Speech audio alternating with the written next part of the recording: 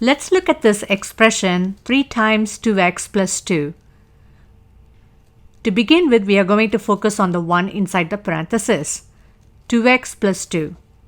Using the blue pawn, this is 1x, 2x plus 2. This is one group of 2x plus 2.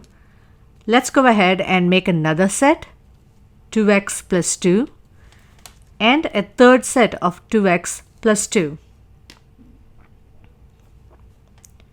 As you can see, this expression now changed to 6x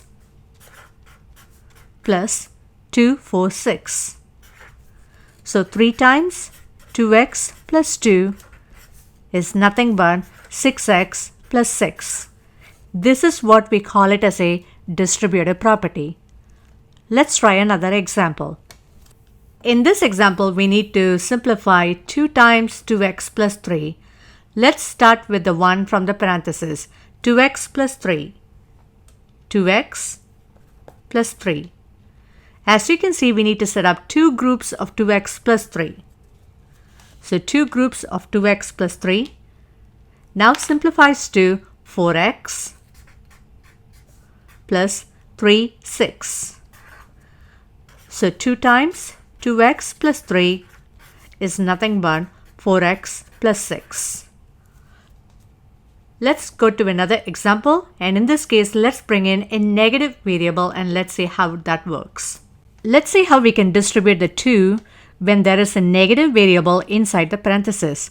Let's begin with what is inside. We need to start with negative 3x.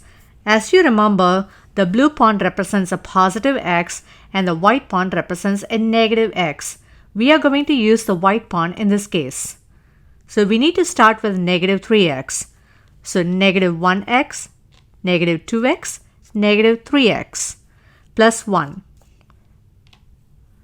We need to set up 2 groups of negative 3x plus 1. Let's do that again. Negative 1x, negative 2x, negative 3x, plus 1.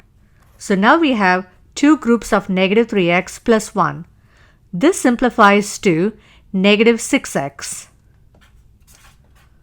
plus 2.